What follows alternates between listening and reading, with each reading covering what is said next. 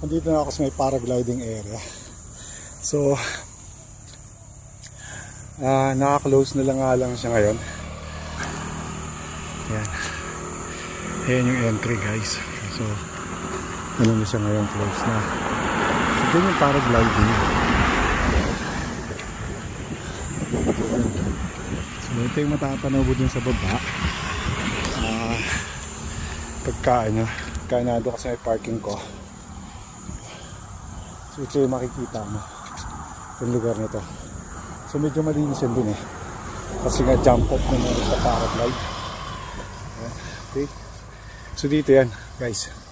So ngayon since naging private property na siya, so wala na activity, no?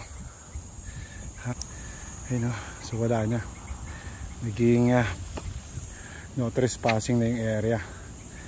Pero dito yan guys, paragliding. Ito yung makikita mo dun sa baba. Okay, so baba na tayo at ako iligong-ligo na ng pawis. Bahush. Yeah.